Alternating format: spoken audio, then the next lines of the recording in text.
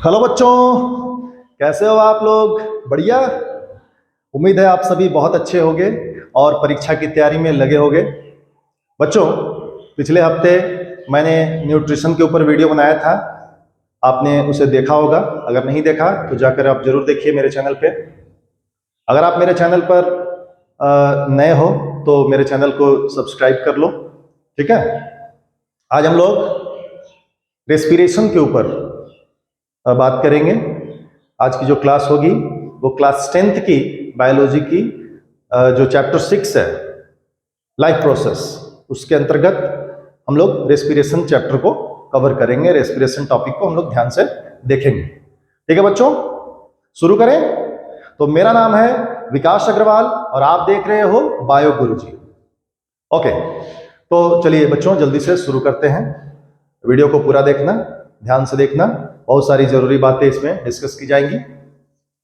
तो सबसे पहले हम लोग देखते हैं डेफिनेशन ऑफ रेस्पिरेशन। रेस्पिरेशन की क्या परिभाषा है बच्चों? जनरली सांस लेने और छोड़ने की जो प्रक्रिया है उसी को लोग रेस्पिरेशन मान लेते हैं। जो आमतौर पे लोगों की धारणा है, सांस लेना और छोड़ना यही रेस्पिरेशन है, लेकिन ऐसा नहीं है।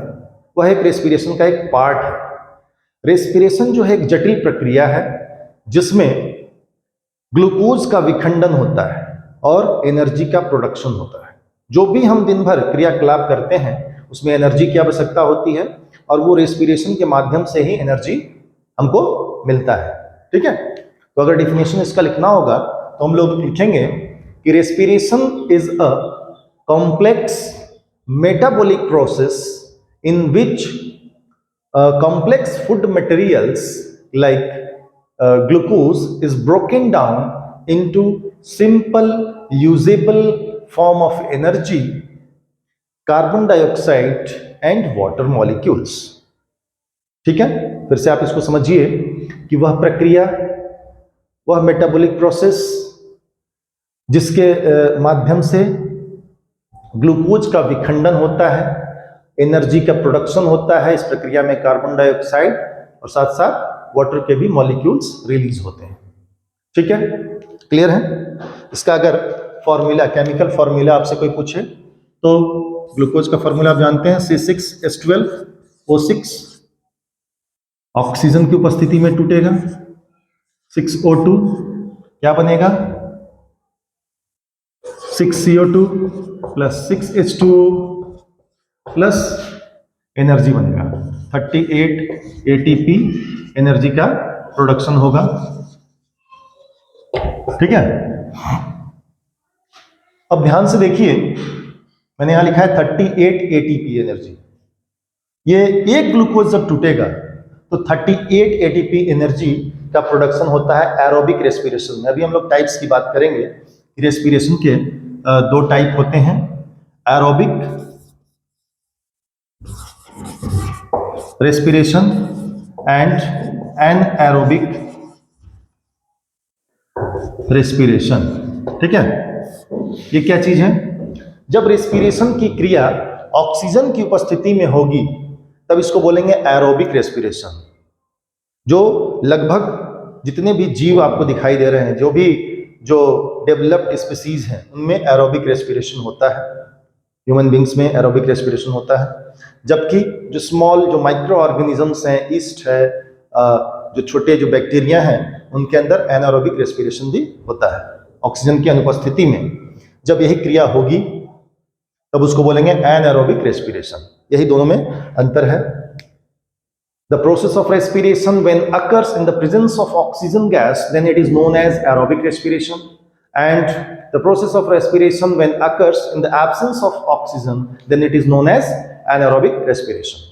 ह्यूमन बींग्स में भी कभी कभी एनारोबिक रेस्पिरेशन होता है जब ऑक्सीजन अवेलेबल नहीं होगा उस दौरान। जैसे मान लो किसी ऐसे कमरे में आप बंद हो, एयर कंडीशनड कमरा है, लाइट चली गई, चारों तरफ से पैक है रूम, हॉल जो है पैक है, और उसमें ऑक्सीजन आपको नहीं मिल रहा है लेकिन आपको रेस्पिरेशन करना है, तो उस समय एनारोबिक रेस्पिरेशन होगा। या आप दौड़ रहे हो बहुत तेजी से और उस समय ऑक्सीजन आपका जितना डिमांड है बॉडी का वो नहीं मिल पा रहा है, तो उस समय सेल्स के अंदर एनारोबिक रेस्पिरेशन भी होता है, जिसमें लैक्टिक एसिड प्रोड्यूस होता है और साथ साथ बहुत कम मात्रा में एनर्जी 2 ATP एनर्जी का प्रोडक्शन होता है। और वहीं अगर ईस्ट की बात करें तो ईस्ट में जब एनारोबिक रेस्पिरेशन होगा तो ये जो ग्लूकोज है C6H12O6 ऑक्सीजन की अनुपस्थिति में जब टूटेगा तो इथाइल अल्कोहल बनाएगा C2H5OH plus CO2 plus energy, ठीक है, 2 ATP एनर्जी, ठीक है।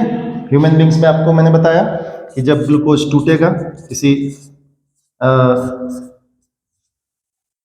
ऐसी परिस्थिति में जब ऑक्सीजन अवेलेबल ना हो तो लैक्टिक एसिड प्रोड्यूस होगा बॉडी के अंदर प्लस एनर्जी का निर्माण होगा, ठीक है। ओके, तो ये तो हो गया टाइप्स ऑफ रेस्पिरेशन। ब्रीदिंग मैंने आपको बता दिया, inhalation and exhalation. Inhalation and exhalation जब होता है, ठीक है, सांस लेना, breathe in and breathe out, तो ये जो फिजिकल प्रोसेस है ब्रीदिंग, उसको ब्रीदिंग बोलते हैं। Breathing is a physical process, ठीक है। इसमें क्या होगा, exchange of gases takes place, that is known as breathing.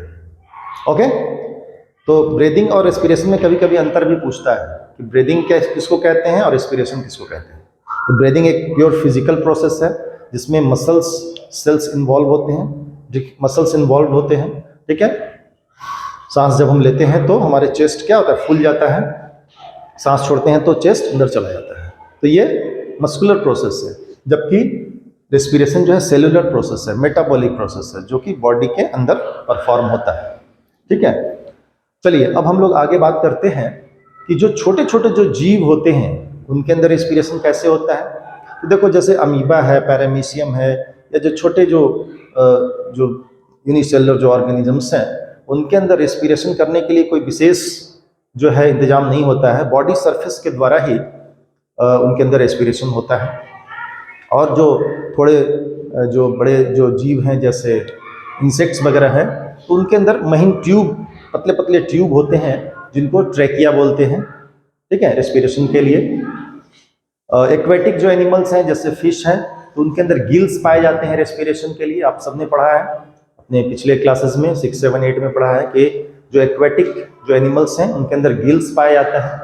और बाकी जितने डेवलप्ड जीव हैं जैसे बर्ड्स है, मैमल्स है, ह्यूमन बींग्स है, ह्यूमन बींग्स जो हैं वो मैमल्स के अंतर्गत आते हैं, रेप्टाइल्स हैं, उनके अंदर रेस्पिरेशन करने के लिए एक वेल डेवलप्ड रेस्पिरेटरी सिस्टम पाया जाता है, ठीक है, जो अभी हम लोग आगे देखने वाले हैं। ह्यूमन बींग्स का हम लोग को पढ़ना है इसमें, इस चैप्टर में, कि ह्यूमन बींग्स में किस प्रकार से रेस्पिरेशन होता है। तो जितने भी वेल डेवलप्ड जो मैमल्स हैं, बर्ड्स हैं, रेप्टाइल्स हैं, उनके अंदर एक रेस्पिरेटरी सिस्टम पाया जाता है जिसके माध्यम से रेस्पिरेशन की प्रक्रिया हम लोग के अंदर संपन्न होती है। तो आइए हम लोग जानते हैं कि ह्यूमन बींग्स में किस प्रकार से रेस्पिरेशन होता है। जो आपको इंपॉर्टेंट लगता होगा उसको आप स्क्रीनशॉट ले सकते हैं। तो ह्यूमन बींग्स में आप सभी जानते हैं कि श्वसन की प्रक्रिया नॉस्ट्रिल्स से प्रारंभ होती है, नासिका छिद्र से प्रारंभ होती है। नाक से हम लोग सांस लेते हैं और नासिका छिद्र के अंदर हेयर पाए जाते हैं, ठीक है, और इसके अलावा म्यूकस पाया जाता है। म्यूकस का लेयर होता है अंदर जो कि एयर को फिल्टर करने का काम करता है, मॉइस्ट करने का काम करता है, बॉडी के टेम्परेचर के अनुकूल ढालने का काम करता है। अब आप देखो, गर्मी के दिनों में बहुत तेज हवा होती है, बहुत गर्म हवा होती है, और हमारा बॉडी का टेम्परेचर कितना है, 36 डिग्री सेल्सियस, और बाहर टेम्परेचर है मान लो 45, 46, 50 डिग्री सेल्सियस। तो बॉडी के टेम्परेचर के अनुकूल बनाने का काम जो म्यूकस का जो लेयर है वो करने का काम करता है। ठीक उसी प्रकार से ठंडे के दिनों में जो है कहीं कहीं तो माइनस में टेम्परेचर चला जाता है, तो बॉडी जैसे ही एयर अंदर जाता है तो ये जो म्यूकस का लेयर है उसको बॉडी के अनुकूल हवा को करने का प्रयास करता है, नहीं तो अंदर का पूरा सिस्टम कोलैप्स कर जाएगा, खराब हो जाएगा। तो ये जो हेयर्स हैं वो क्या करते हैं, जो जो भी डस्ट पार्टिकल्स है उसको फिल्टर करने का काम करते हैं। उसके बाद नॉस्ट्रिल से हवा कहाँ जाती है, अंदर एक कैविटी होता है, नजल कैविटी, ठीक है, नजल कैविटी और बकल कैविटी, इसके बीच का जो ओपनिंग होता है उसको बोलते हैं फेरिंक्स। फिगर के माध्यम से आप समझने का प्रयास करिए। जैसे हवा नासिका छिद्र से अंदर आई, इधर आपका माउथ है मान लो,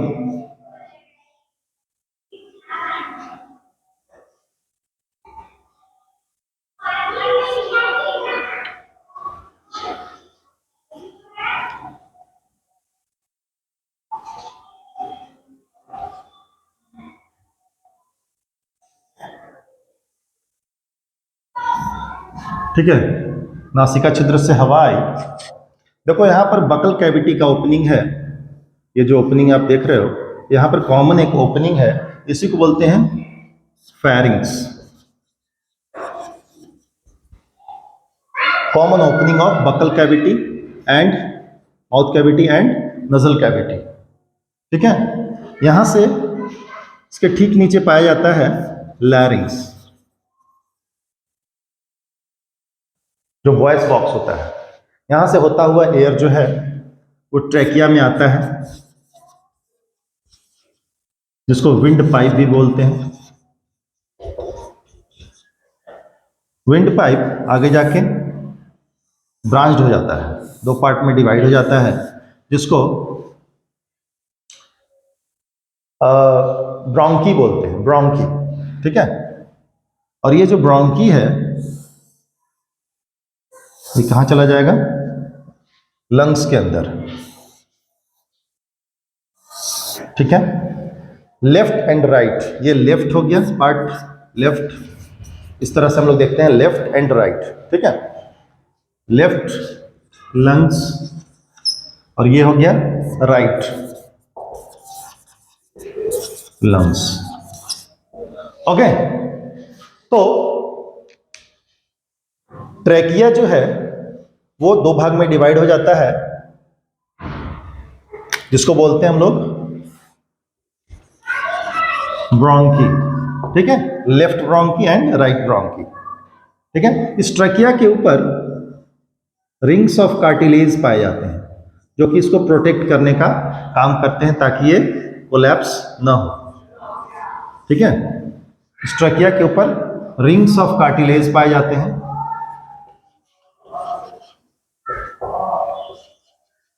जो कि इसको प्रोटेक्ट करने का काम करते हैं। नहीं तो बहुत गर्म हवा अगर अंदर जाएगी, प्रेशर से हवा जाएगा तो ये पूरा सिकुड़ जाएगा, तो इसको प्रोटेक्ट करने का काम करता है। अब ये जो ब्रोंकी है वो अंदर जाके फिर छोटे छोटे ब्रांचेज में, पतले पतले ब्रांचेज में डिवाइड हो जाता है, पतले पतले ट्यूब्स में डिवाइड हो जाता है, जिसको ब्रोंकियोल्स बोलते हैं। ब्रोंकियोल्स, बहुत महीन महीन ये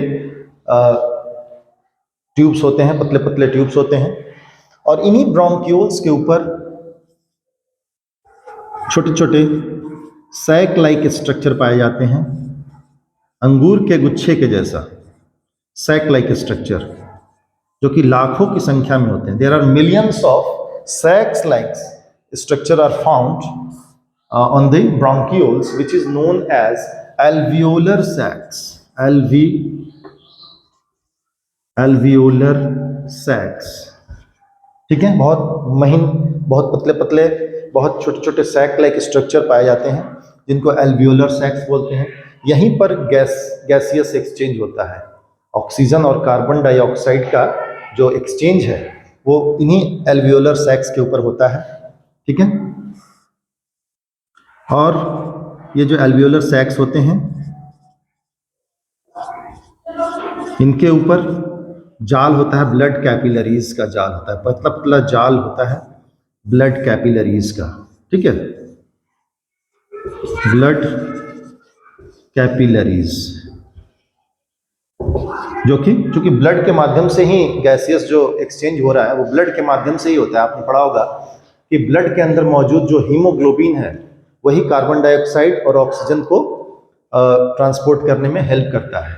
ठीक है, वो ऑक्सीजन को पकड़ता है तो बनाता है ऑक्सी हीमोग्लोबिन, और फिर कार्बन डाइऑक्साइड को बाहर निकालने का काम करता है कार्बोक्सी हीमोग्लोबिन के माध्यम से।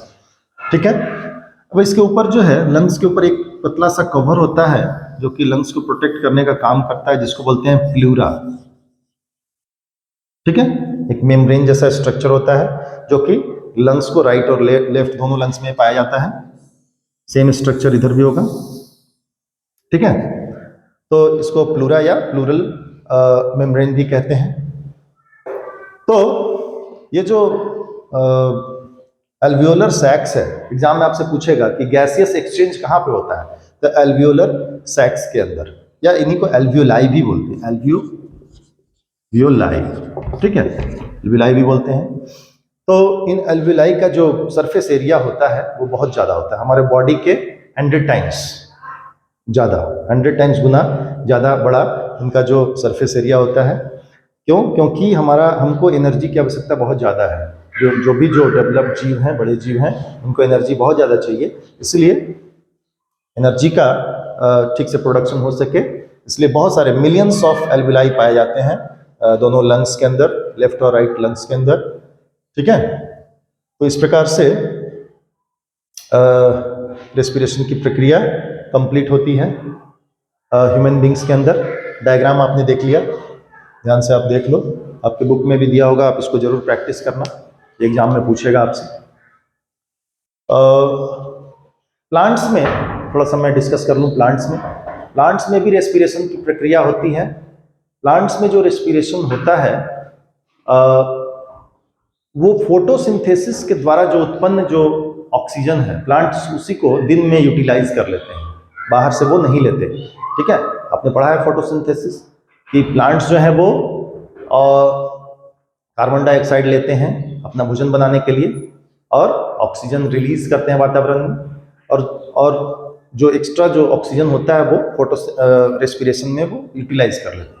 लेकिन शाम के समय, रात के समय जब फोटोसिंथेसिस नहीं हो रहा होता है, उस समय वो बाहर से ऑक्सीजन लेते हैं। ठीक है, और कार्बन डाइऑक्साइड छोड़ते हैं। जस्ट अपोजिट हो जाता है क्रिया। इसीलिए कहते हैं कि रात के समय हमको पेड़ के नीचे, प्लांट्स के नीचे नहीं सोना चाहिए, क्योंकि वो उल्टा हमको कार्बन डाइऑक्साइड देने लगते हैं। लेकिन उसमें भी एक्सेप्शन है, जैसे पीपल का प्लांट है, ठीक है, वो रात में भी ऑक्सीजन ही छोड़ते हैं, एक्सेप्शन है, वो 24 घंटा वो ऑक्सीजन देते हैं। तुलसी का पौधा है, वो ऑक्सीजन देता है दिन हो या रात हो। तो कुछ ऐसे प्लांट्स हैं, मेडिसिनल प्लांट्स हैं, जो रात और दिन ऑक्सीजन देने का काम करते हैं। तो इस प्रकार से कैसे होता है, उनके अंदर स्टोमेटा के थ्रू एक्सचेंज होता है, गैसियस एक्सचेंज। ठीक है, प्लांट्स में। तो मेरा ख्याल है बच्चों कि जो भी काम की बातें थी हम लोगों ने आज डिस्कस कर ली इस टॉपिक में, छोटे से शॉर्ट वीडियो में। मुझे उम्मीद है कि आपको रिवीजन करने में ये वीडियो बहुत ही काम आएगा। अगर आपको मेरा ये वीडियो पसंद आया हो तो अपने दोस्तों के साथ शेयर करना, मेरे वीडियो को लाइक करना, मेरे चैनल को सब्सक्राइब करना। इससे हम लोग को मोटिवेशन मिलता है और नए नए हम लोग वीडियो बनाते रहते हैं। मुझे उम्मीद है आप ज़रूर हमारा सपोर्ट करेंगे। तो फिलहाल आज के लिए इतना ही। आप सभी को बेस्ट ऑफ लक। आप बढ़िया से एग्ज़ाम की तैयारी करिए और खूब मन लगा कर पढ़िए। Thank you, have a nice day.